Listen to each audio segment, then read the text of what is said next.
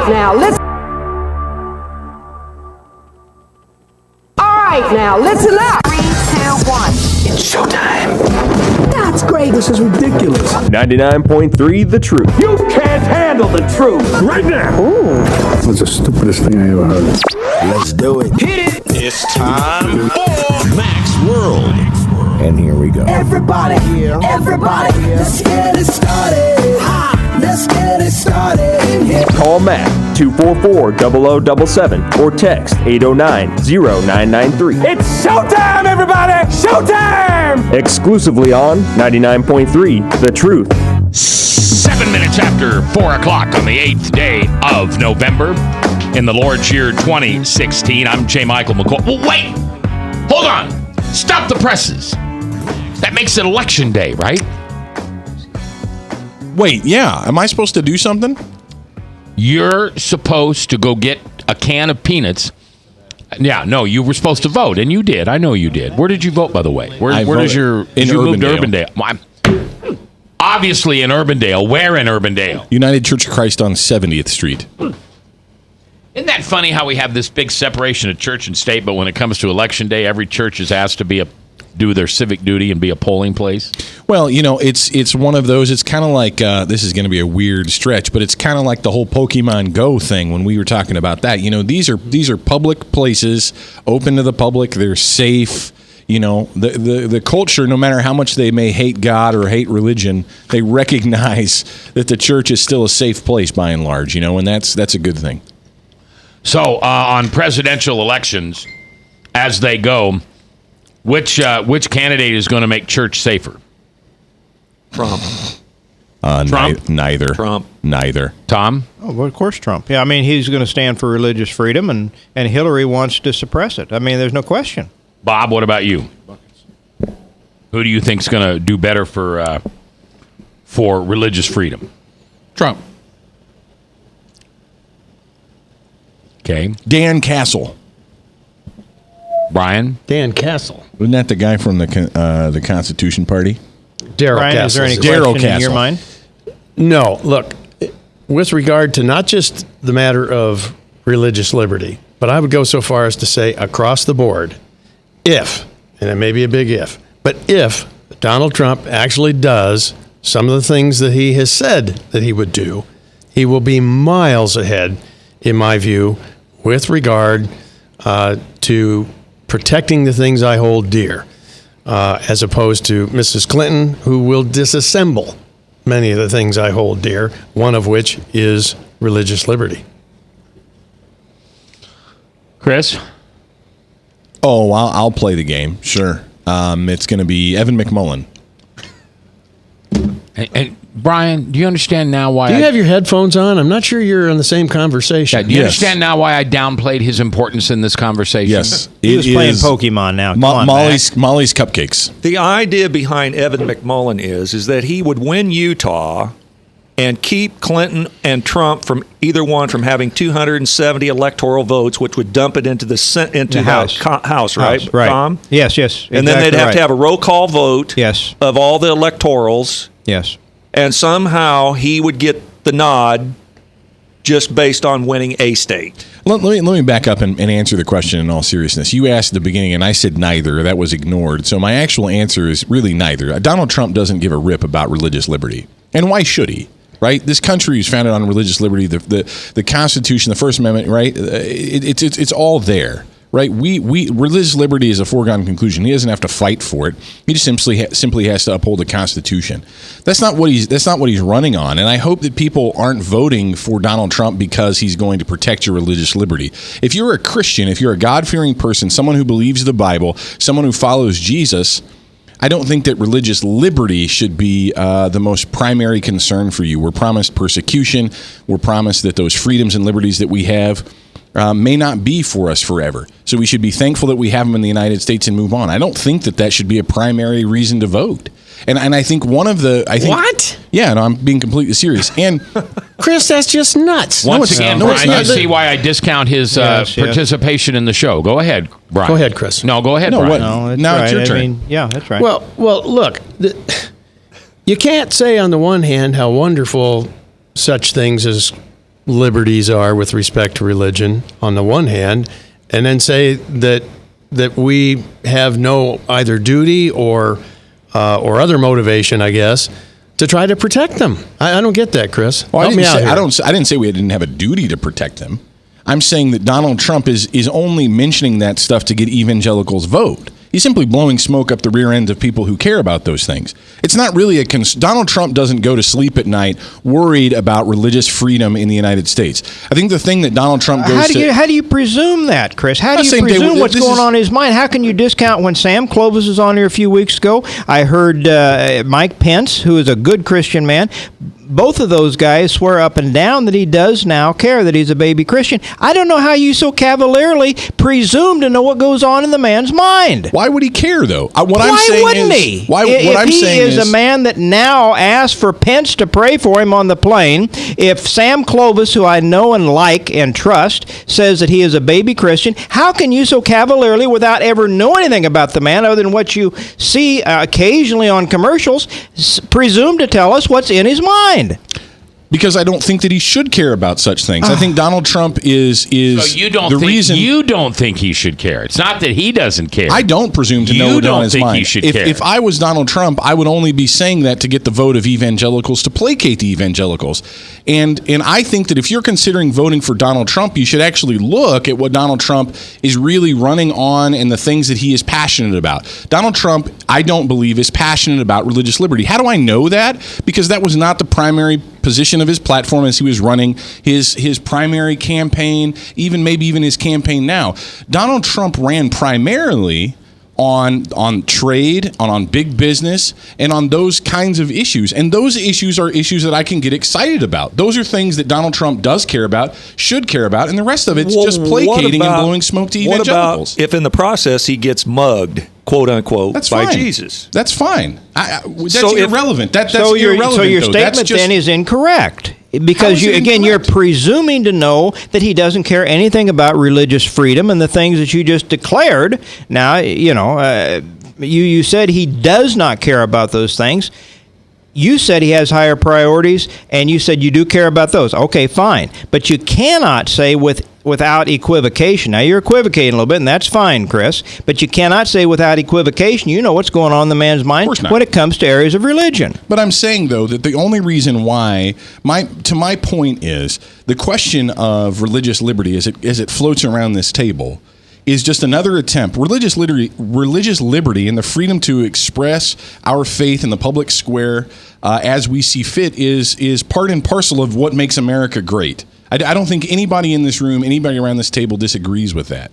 The issue here is Donald Trump. We need to look at him honestly and not be clouded by the things that we're told we should be passionate about. Evangelicals are told that they should be really passionate about religious liberty. That's not really what Donald Trump is passionate about. I base that on his campaigning. That doesn't mean that we should or shouldn't vote for him. What I'm saying is if you were deciding who you're going to vote for simply on whether or not they're going to fight for your religion, pick another marker. Pick something better than that, especially if you call yourself a Christian, because we shouldn't be seeking to have comfort in the United States.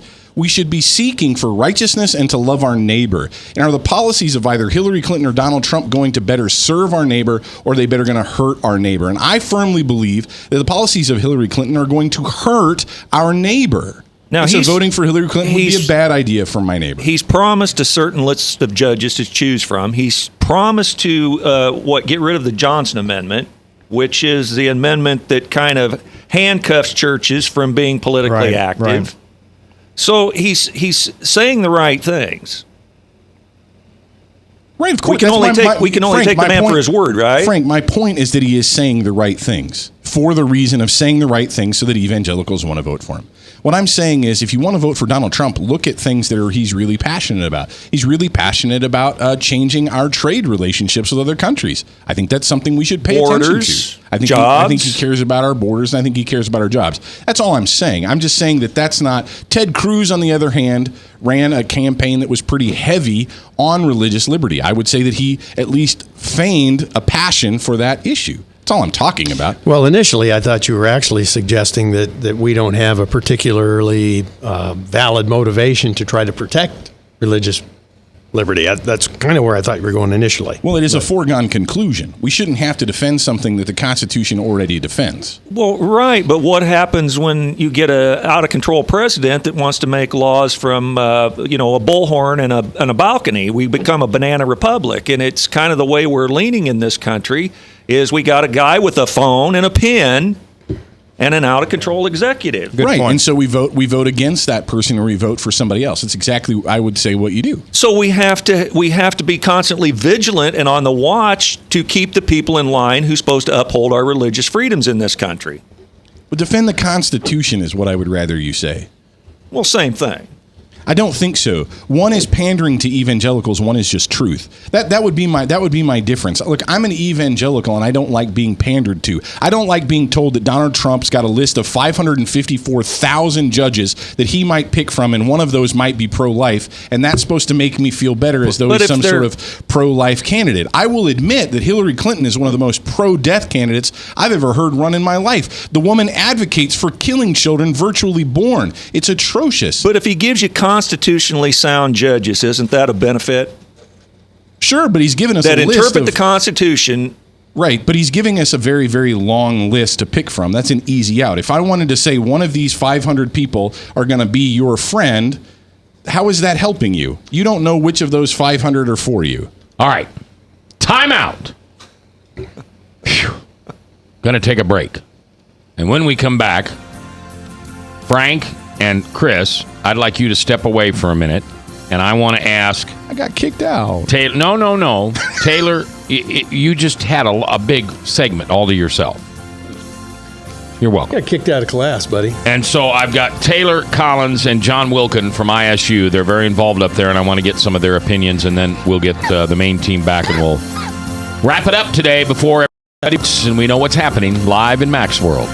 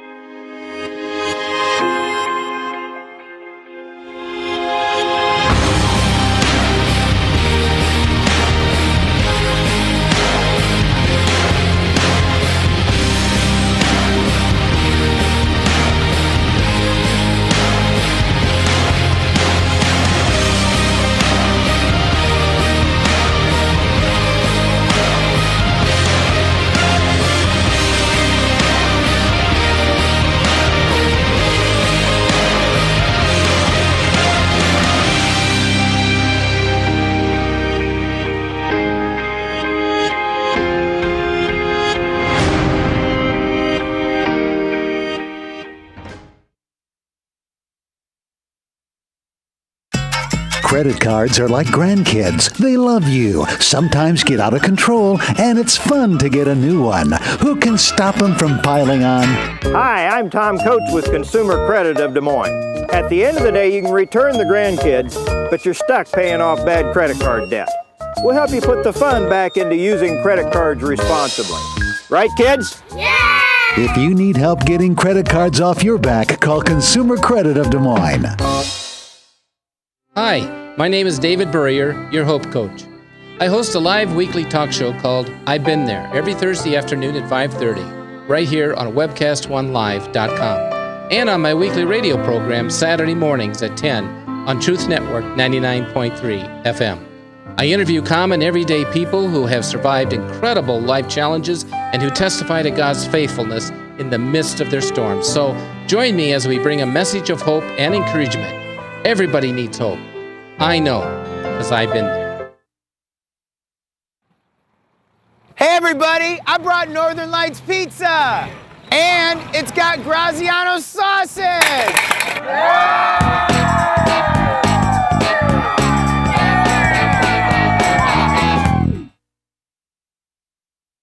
Rock and Prevention is celebrating 25 years of creating a caring community. We want to say thank you to the tens of thousands of Rock High School mentors that have carried our message of health, love, and encouragement to over 1.5 million children, teachers, and parents. Our mentors teach children methods and skills to prevent bullying and drug use. Thank you to all the school administrators, teachers, and counselors for their opportunity to serve you. Rock on, fair citizens, rock on!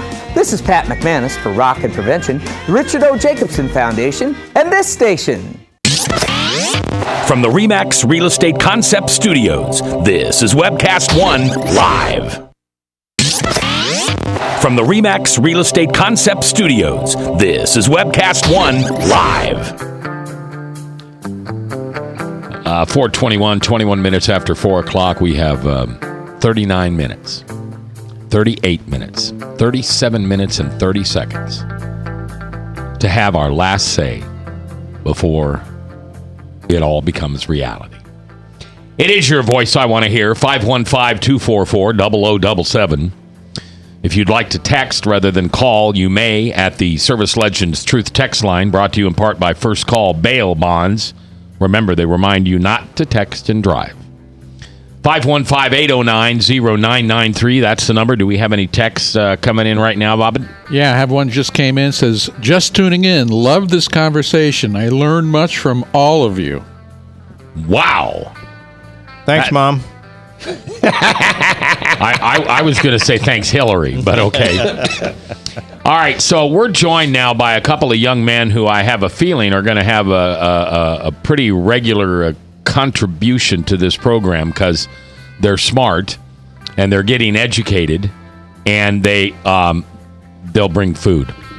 Taylor Collins, who is a sophomore at the Iowa State University from Illinois. Yes, sir. And don't call me sir, it's Matt. Okay. John Wilkin, who is a sophomore at ISU, and you're from Minneapolis. Or you're from, I'm sorry, you're from Minnesota. Yep. And so are you a Vikings fan? I am, yeah. It's been a rough few weeks. Has it? And then are you a Bears fan? Oh, no. Oh, no. I make sure to stay as far away from Illinois politics and Illinois sports teams. Okay. So, yes. That's probably smart. Yes. Yeah, that's because, okay, good. But you got to be happy for the Cubbies. I was pretty happy to see that. A lot of my friends are Cubs fans, and for once I had to just restrain myself and let them have their night. So okay. Well, right now I think everybody in America is a Cubs fan, so that's good. All right, so you guys are involved in politics. You're involved in different campaigns. You got your head on right. You're a major in what, John? I am business management and political science. Oh, so you're in poli-sci. I am, yeah. Okay, and then Taylor. What's wrong with you? My major is business management, and I'm minoring in poli-sci and hoping to go pre-law. He's going to be one of those, Tom. Sucking the life out of America because he has a law degree. I have a feeling this, we need some good lawyers out there, too. I think this guy might be a good one. You look like Buddy Holly, though. Did you ever take up the guitar? No. It's just the black glasses. Anybody who's got black... No, he's got the same smile, too. No, did you know Buddy Holly? I mean, are you authorized to say that my guest, Taylor, looks like Buddy Holly? Or have you just seen pictures of Buddy Holly? You don't know how old I am, Mac. Maybe I knew Buddy Holly. Well, I understand that. Tom helped Abraham Lincoln win his first presidential campaign. So we got a lot of wisdom around this room here. All right. So poli-sci all the way around. Taylor's going to make it official and be a lawyer. So would you like to be in politics someday? Would you like to be an elected official? I would. I think we need good judges, though. That would be my first thing I'd look at. Okay. Is hopefully assist in the process, which is being totally destroyed right now in the rule of law. Yeah. So you voted, obviously. I did. What did you do with the judges? I threw out all of them except the one that Branstad appointed. I think it's the Chief Justice. Okay. I'm not really well versed in the Supreme Court here. Okay. But I felt like I should probably vote out the ones that are appointed by, was it Vilsack? Yeah. Yep. And Culver, yeah. Culver. Okay. And how about you? What? Because you don't care. You're a what are you? A poli-sci what? Business. Poli-sci and business. So are you going to run like IBM someday? It'd be pretty cool. It would. But is that kind of what you want to do though? You want to? I'd love to work in entrepreneurship or the management of a company, and eventually I would love to work in politics too as an elected official later on. As an elected official? Potentially later on. Really? What do you say? Senator, congressman, president? Senator would be pretty cool. State or federal? I'd go federal, yeah. Oh my gosh. Well, I gave you my 6-page business card. Don't forget me when you're a big deal. Okay? When you're Mr. Big Deal, as Heidi would say, when you're Mr. Big Deal, then I want to hear from you. Mac, I want to ask him a question. Guys, how big is the percentage of students that will turn out and vote, do you think? What's your sense? I know you don't know the specifics, but do you think a lot of your fellow students will turn out? I think this time around a lot more than usual. During the course of the primary, from what I understand from the veterans that had went to Iowa State and were now working within the political system in Iowa, they said that wasn't a very politically active campus. But this year, I didn't see that at all. But what I did see, though, is a lot of Bernie supporters. Mm-hmm. And as far as Republicans it goes, I actually was somewhat involved with the college Republicans on campus, but I remember going to a meeting where there was only 2 of us there. All right. Bernie, obviously, the 72-year-old socialist, seemed to fire up the young people for reasons that we can't fathom. He did. But will that translate into support for Hillary? Will many of those people just lose interest and not vote? Because I'm hearing on some of the early voting that the millennials did not turn out in big numbers, that they were not as enthused. What are you seeing? I think that they're showing up to vote, but I don't think that the Bernie supporters necessarily have all jumped on board. Did you guys see the video, was it this last week, where the Iowa State student actually was brought up to Yes, I did see that. Hillary? Made national news, by the way. Oh, yes, yeah. Yeah. Yeah, and Mac, did you see that? What? Where a Bernie supporter came up, was supposed to give the endorsement of Hillary and rally the troops, and he took off on Hillary from Ames, and it actually made some of the national news that they had messed up, and they had finally escort him out. Because he was teeing off on Hillary, and his purpose to put him up there was to endorse Hillary her. and get the Bernie people really fired up. That was an ISU guy? Oh, yes. Yep. Yeah. Maybe we ought to get him on. Well, I think Tom really touched on an important question here. That's just the sound of you sucking up to Tom. Go ahead, Brian I can't Meyer. get away with anything in here. Go ahead, Brian. Brian Meyer, of course, the star of Uncaffeinated Thoughts. And my cohort, Shane Vanderwagen. Yeah.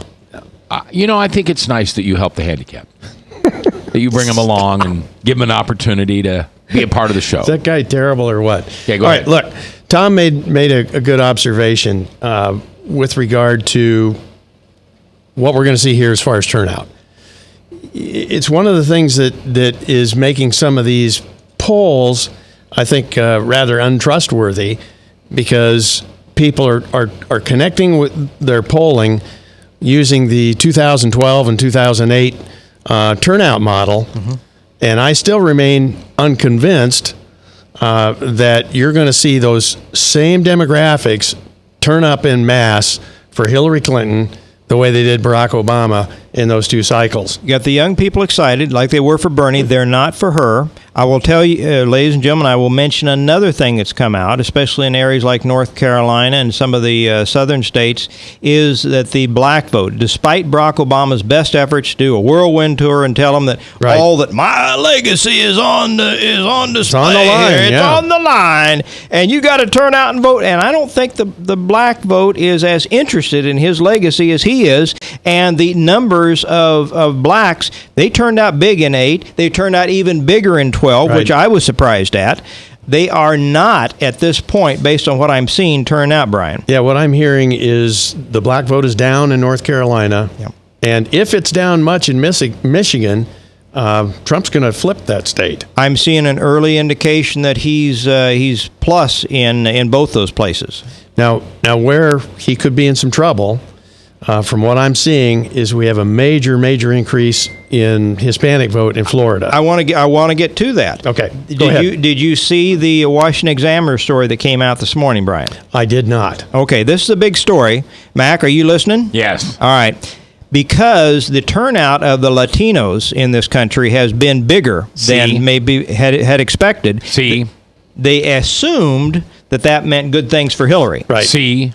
But here's the poll that came out. I did hear a bit about this on the radio. This was No wall. A Pulse opinion No build a wall. research survey found that 51% of Hispanics believed there was too little being done to enforce immigration. That's a majority of those that were polled. And what's more, by a margin of 49 to 36%, Hispanics support a policy causing the illegal immigrants to return home, enforcing the law. And in fact, some of the other polling I've seen shows they assume 70 to 80% of the Hispanic vote would go for Hillary, and instead it's breaking slightly for Hillary. And so I think these things are going to mess up the polling that we're talking about, guys. The polling that assumed in many, especially southwestern states, because they were going to get the Latinos out and they hated Trump, right? I think you're going to find out that many of the Latinos aren't that enamored with the lady that rides on what the Secret Service has dubbed Broomstick One. And I think you're going to find out that they're not that enamored with Senora Hillary. All right. Oh, dear. Taylor, your prediction tonight for the presidential election. I think it's going to be a landslide for Hillary, and I think we're going to keep the House, and I think that we may keep the Senate by 1 or 2 seats. Landslide. It's going to be Hillary. I would put money on Hillary. I don't see any way how Trump could pull it off. But I think the majority of America isn't really excited for either candidate. And just from what I've seen on ISU's campus, I think the majority of students are kind of in the middle. Like, you got a handful of students who are fully on the Trump wagon. You got a handful of passionate Hillary supporters, but I think the majority of people are kind of somewhere in the middle trying to decide between the lesser of two evils. But I think because of all the media hype that this election has generated, because of all the headlines that are coming out every week, I think it's going to lead to a very high voter turnout among millennials, specifically on the ISU campus. Okay. Mac, let me give you a real quick update. This comes off the Drudge. I think we need a bigger box. This is based on some exit polling. Right now it shows Hillary's up in Pennsylvania, because primarily Philadelphia, but Trump leading in Arizona, Georgia, Iowa, North Carolina, Ohio, Colorado, showdown in Florida, Michigan, and Nevada. That's what I'm seeing right now. Mac, the way I see it, the reason this particular election cycle is so difficult to try to predict, of course they all are, but this has got so many wild card dynamics, if I can use that expression. You've got the obvious question of, can the Democrats once again replicate that model from 2008, 2012? Also, the early voting effect. Early voting is way up. It's huge in Florida, for example. All right. What kind of an effect is that going to have? And last but not least, can the GOP muster a great deal of enthusiasm for Donald Trump, far more in excess than the Democrats can for Hillary Clinton? These are all dynamics that we just can't put our finger on at this time. Now, when you just said that, I had some memory in my brain that they don't count those early votes until several days from now. Am I wrong on that? Have they already been counted? I think they've already been counted. So what is it I'm thinking of? You're thinking of absentees, I think. Absentees, and they give them a window to get in, Mac. What's the difference between early voting and absentee? I'm sorry, maybe that's an ignorant question. John, what? Early voting is going to the polls several days in advance of the election. Absentee is where you're mailed your ballot if you're voting in a precinct that you're not living in at the time. Gotcha. And I have seen much of the early voting showing that Trump in Florida and I think North Carolina, a few other states, is doing much better than Romney was at this stage of the game, which also argues for perhaps some surprises tonight. Taylor Collins, John Wilkin, thanks for coming in today. I appreciate you being part of the show. Thank you. Thanks for having us. We'll get you guys booked sometime next week with your guest. I'll be in contact. Robert Dunn. All right. We're coming back. We're going to let the animals back in, Chris and Frank, and Tim Overland's going to call. This could get interesting. It's our last 22 minutes on the election of 2016. Northern Lights Pizza's amazing garlic butter makes amazing breadsticks. Now available in 12-ounce bottles at Northern Lights, Hy-Vee, and Graziano's. Northern Lights Pizza. I'm Brian Leach, owner of Service Legends, and my position is Chief Talent Officer. I'm Nicholas Wonderscheid. I am Bernie Hobbs. And I'm the Service Manager. Marketing Director and Client Relations Manager. Everything that we do is about ensuring that we exceed your expectations. Our clients are important to us. 100% satisfaction. We're not just focused on heating and cooling. That's the easiest part of our job, actually, is fixing furnaces and air conditioners. Everyone that we come in touch with, we want to improve lives. Bottom line is, we've got our installation guarantees, 25% energy savings guarantee, comfort guarantee, temperature selection guarantee, property protection guarantee. 100% satisfaction guaranteed. Fixed rate or it's free. All of those guarantees are backed up with a 100% money back guarantee to hold ourselves accountable to making sure that you get what you're after. Just fix them problem today. If they have another problem 5 days down the road, it's still fixed rate or it's free. We use what's called straightforward pricing. Our technicians are going to give you an exact to-the-penny price on what it's going to take before they move forward with any repair. That way you know what to expect. It's the same price every day. No surprises. If you get off work at 5 o'clock in the afternoon, you come home, you realize that, oh, my furnace is broken. Now you need to call somebody out that night. You shouldn't have to pay more for that. We're guaranteeing service 24/7. We run afternoons, evenings, nights, weekends. We're staffed to work that. Phone rings at 3 in the morning. You'll get one of our representatives answering the phone every time. We're not sending you out to Timbuktu in some call center. It's our Service Legend team members, our mission control team. I'll take a call anytime. And then they answer the phones the same way during the day as they do at night. It's a great day at your service company. How can we make you smile? That's the only way to provide true 24-hour service. When you're able to let somebody actually live in their home safely when they weren't able to do that before, where they don't have to stay up at night and worry about, is the heat going to come back on? Are we going to freeze the pipes? Is the baby in the room next door going to be sick because they got too cold? When you're able to help somebody overcome challenges like that, that's impacting a life. That makes a difference. I get goosebumps thinking about it. I love the team. I love the people that I work with. We have fun, but we work hard. I call them my ambassadors of legendary service. If you could just envision what that is, that's who we're sending to your home. They literally will call in, pick up the phone and call and say, hey, I want to talk to your manager. And I get on the phone, they're like, that technician that was at my house was the greatest technician ever. That's cool to me. We want to brighten people's days. Every person that we have going into the house has gone through an extensive background check. Drug testing, we have a very thorough interview process that 1 out of 140 people make it through. If we promise you something, that's what you're going to get, no matter what. We're here when you need us to protect the safety and comfort of your family. If you're not happy, we're going to make it right. If we're willing to put 100% money back guarantee on what we do, what type of work do you think we do? Give us a call. We're there for you 24/7, 365 days a year. Enough said. From the RE/MAX Real Estate Concept Studios, this is Webcast One Live. 4:38, 22 minutes before the top of the hour. Top of the hour is Salem Radio Network News and then Bible Answer Man. My buddy Hank, old Hanky there, Hank-a-Rooney, Hank-a-Boney Honey. That's my Hank. They're real tight like that, Brian. They've got a real first name. I remember when, Mac, you interviewed Hank. Yeah. The two of you were just so cute. Yeah. Just calling each other your pet names. He'd Yeah. call you Mackie Poo and all that. It was Macaroni. Macaroni. Yeah. Macaroni. That's his favorite. Well, see, when you don't know this, but there's a delay on that show of 18 minutes. Right.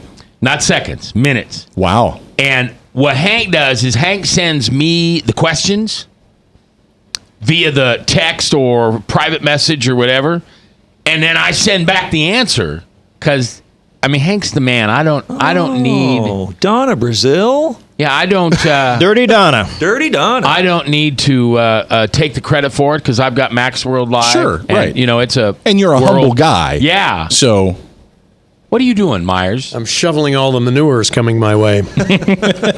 Chris is not that kind of guy. Okay. How rude. Really? How do you know my theology, Mr. Myers? How do you not know that I might be, I don't know, a prophet of the God Almighty himself? I'm fairly confident of that particular point, Mac. You're Fine. not Shall a we prophet. test the spirit Just of- saying. Well, I'm just telling you by the. I'm going to judge you by the fruit that you hang around with. Vanderwagen. Hey, Mac, let me give a quick And you're shout not going to out. be here tomorrow, right? No. Why? I am going to be in Missouri on business. What? What's more important than the day after the biggest election in your lifetime? Trust me, I would rather be on Max World Live. Trust me. Than in Missouri. Yes. Nice. Do you need somebody to ride with you? Because Frank's available. He's a great conversationalist. Well, and if all he thinks he really is a prophet. Well, and he'll have nothing to talk about tomorrow if things That's go right. the way everybody's if predicting. Hillary, yeah. All right, let's go to the phones where Tim is standing by, Mr. Hashtag Never Trump, because he agrees with you, Chris. Uh-oh. And he's the only one in the world. But That's I wanted to get him on and let him talk. Hello, Timmy. Hi, I am hashtag Never Trump, but I'm also Never Hillary. So my new hashtag is Never Either. Never either? Yeah. So who'd you vote for today? I'm sure that was a butchering of the English language. Who did you vote for? Here's what I did today, Mac. First, I took my ballot and I turned it over, and I started at the bottom and started filling in all the no's next to the judges, especially, and I wanted to talk to that young man from Iowa State, especially the 3 Supreme Court justices who butchered the marriage decision as well as the telemed decision. So those 3 were definitely no votes. Then I worked my way up to, and I don't remember the exact order, but I got up to Dan Charleston for sheriff. I believe that's one of the most important elections on the ballot if you live in Polk County. I skipped 2 of them that I didn't know anything about. That was the Soul Conservation Board, and I don't remember what the other one was. But I did not vote there because I wasn't educated on those candidates. I did vote for Chuck Grassley. I believe I voted for the Libertarian maybe in the 3rd District on the House side. And then I believe I voted for Darrell Castle, I think, is what I ultimately. By that point, I was kind of bored because there's a lot of no's on the judge's side to circle, to color in. But it takes a long time to color in all that stuff, too, doesn't it, Tim? who knew there were so many judges? Oh, cry me a river. Who knew there were so many judges? The whole back part of the ballot, I think, was all judges. So what did you do with the judges, Tim? All no. All no? All no. Every one of them? Every one of them. Is that a policy of yours, or is that just something you do because you follow Vanderwagen? I generally do that anyway, but in particular, I didn't go in there knowing there were that many judges going to be on the ballot. I knew I was going to vote no.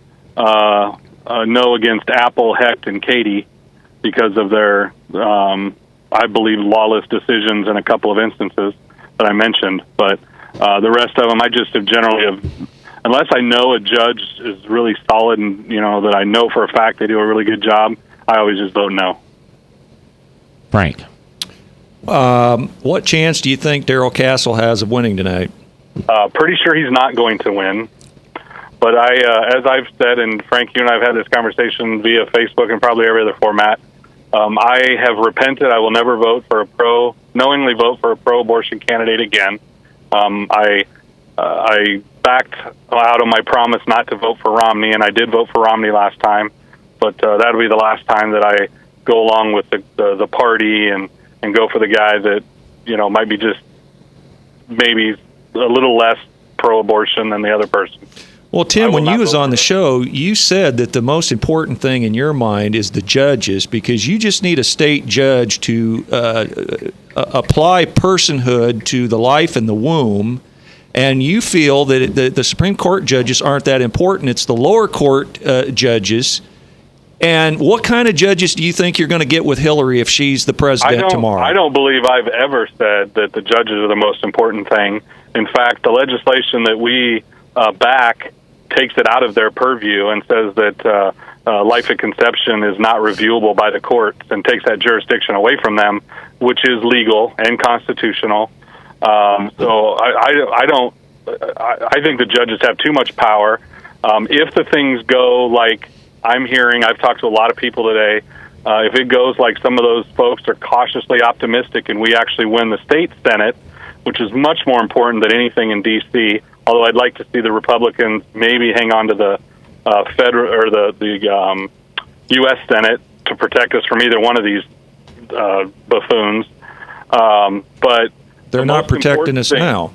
Well, I know that's the only chance.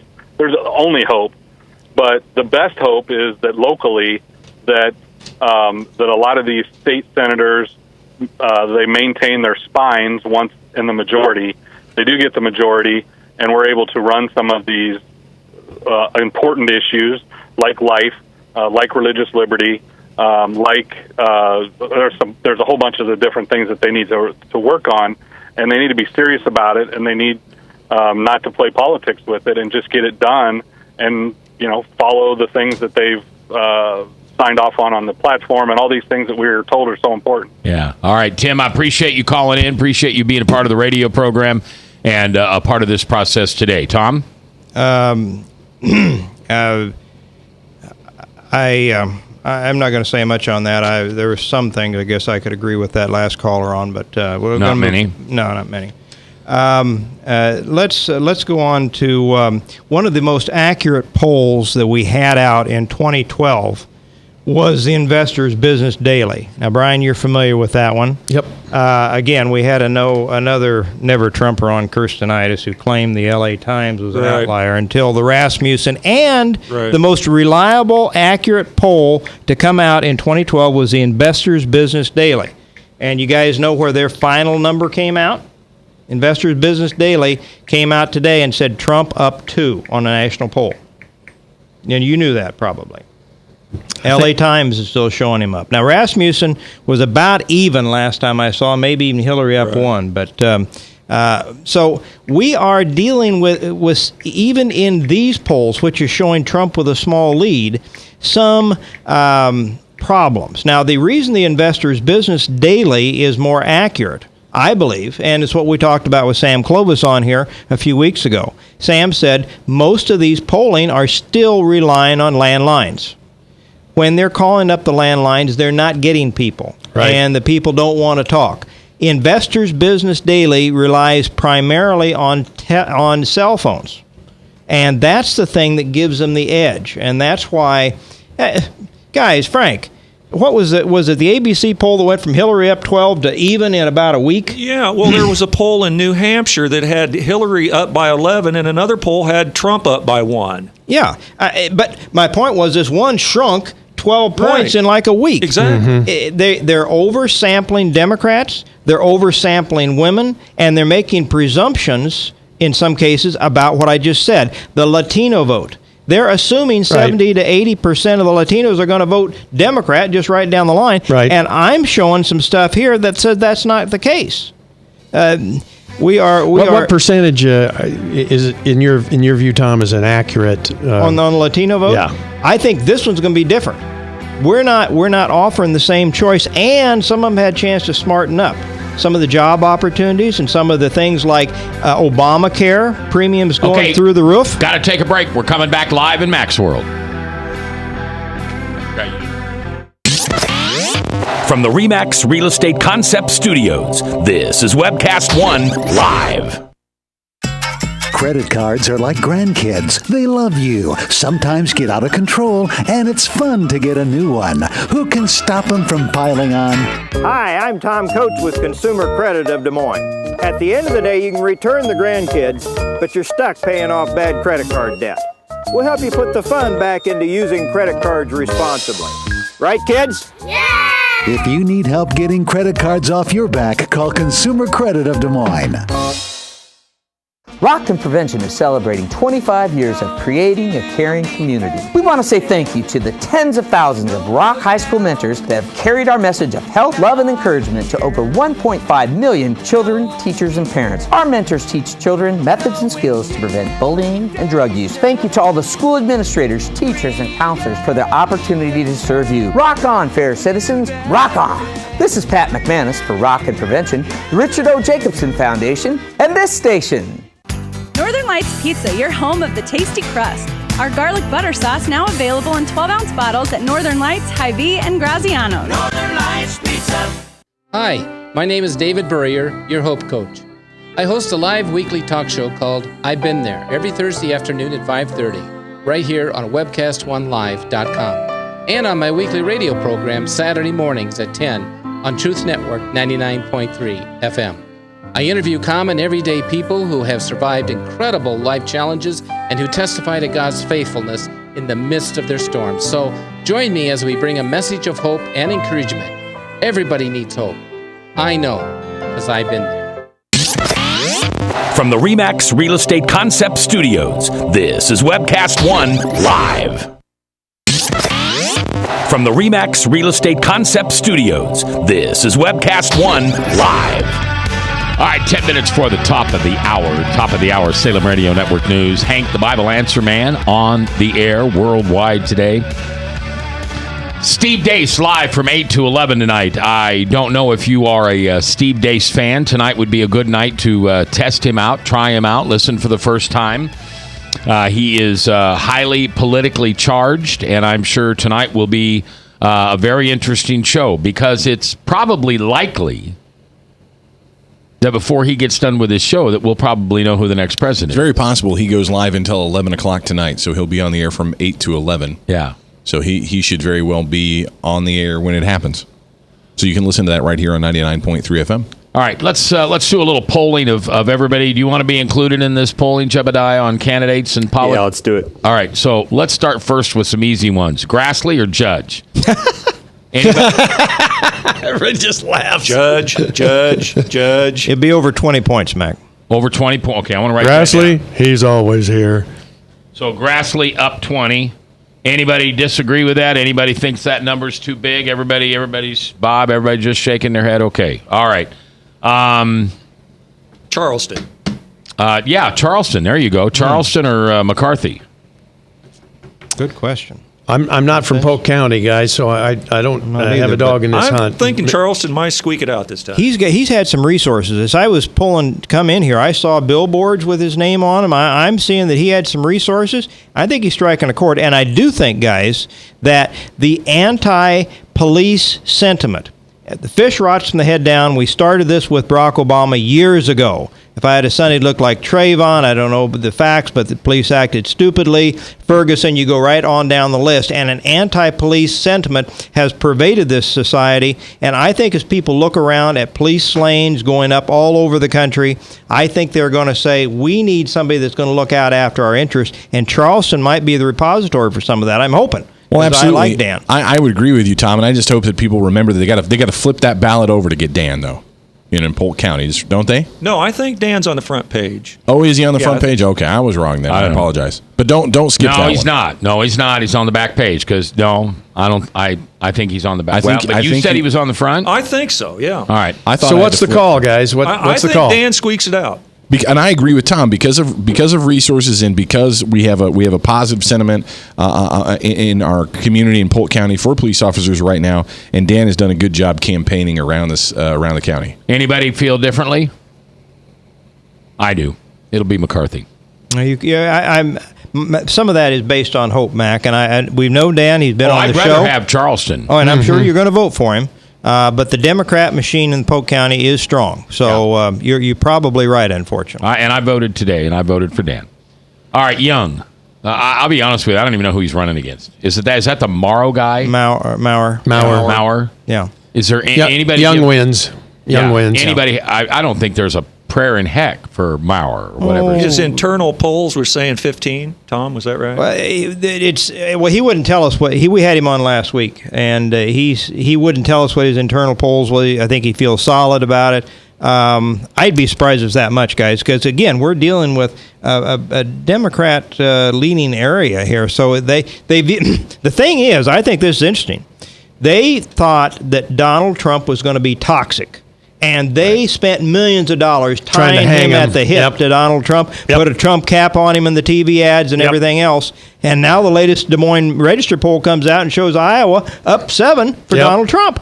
Yep. Well, I mean, that strategy and millions of dollars went down the toilet if you thought that all you had to do was tie David Young to Donald Trump. And so I think Trump wins. I think it'll be under 10, but I think he's going to win a clear margin. You mean David Young? David Young, yeah. Young by 5. Okay, I'd go with that. All right.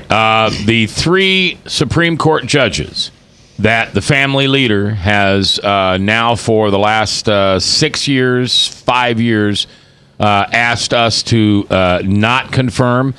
We took 3. We took. That's a horrible way to say that.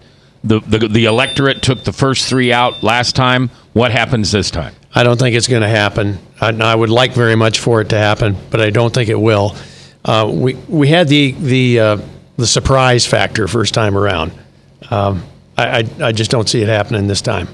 So you think the judges remain? The judges remain. Anybody feel differently? I'm afraid so. I that one thing I did agree with caller Tim about. I voted no on the judges, but I always do, and I don't think we get it done this time. There's not that many people that actually vote on the judges, so I think the ones that say yes, it might be enough to toss them out. And I've generated a few votes for I've put some messages on Facebook and gave names out, and I've got people saying, yeah, I'm going to vote against them. So I'm hoping.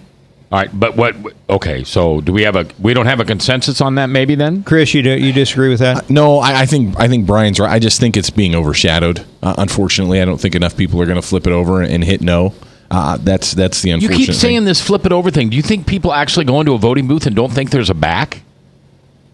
Is that what really? Well, I think even Tim mentioned That's that there what are you places. did, isn't it? No, I know that there's a back. You walked out and forgot your I dilly bar. ran back in. I had to do a different one. You I had to got vote your twice. dilly bar at Dairy Queen and it started to melt, so you didn't want to do the back. So you just went, I don't know the back. That's right. A back or the back? This took too long. My ice cream's melting. No, I just don't think it's got enough attention. I wish it would have gotten more attention. Than it Jebediah, did. you got any 2 cents on that one? Yeah, I'm with everybody else, basically. Most people don't vote on the judges, and if they do, most of them don't even know who the judges are and what they stand for. They don't have a D or an R next to them, so they're going to stay. Yeah, it gets missed with that straight line voting. Now, I thought it was interesting that somebody said, who said the comment about the ones that were appointed by Vilsack and the ones that were appointed by Culver? Was that you? I mentioned that. He mentioned Vilsack. I threw Culver in as Who well. mentioned that? Oh, the young man that we had here. Taylor. Yes. Buddy Holly. Okay, Buddy Holly. That's a good one. You know, he'll never live that down now, that poor man. And it came from this old crouchety guy named you. Why do you do that to young people? I like Buddy Holly. Man, But you didn't know Buddy Holly. Sir, I knew Buddy Holly, and you're no Buddy Holly. Lloyd All right, Benson. Let's just get, Lloyd Benson. Let's just get to it. Hillary or Trump? I can't believe it. We're here. 1 minute left. We're here. I think Hillary wins it, but it won't be the landslide that people are expecting. Anybody feel different? Trump. Okay. Trump? I think it might be Trump. Jebediah? Smart calls Hillary, but I'm going to go with my gut, Trump. Okay. Wow. I'm all And alone. look for the big market reaction. I'm telling you, if Trump wins, boom. on the market. Good market. Not if you're, the stock market will drop dramatically if Trump wins. Because they won't have confidence that Trump can do this. No, they've already got a Hillary establishment win baked into the markets. I'm saying it again. Okay. Look out. It'd be like Brexit. And by the way, I want to give a shout out to my grandson Tyler, who texted me and said he was listening. Oh. The market will Isn't bounce that back. Sweet. Yeah. The market will bounce back, though. Don't sell everything. No, I'll tell you what. The market will bounce If back. the market drops too much, maybe the Fed won't raise the interest rates. But if they raise the interest rates, the market's going to drop because of that, too. Okay. We'll be back 3:06 tomorrow afternoon with all the results. Shane Vanderhart from Caffeinated Thoughts will be here.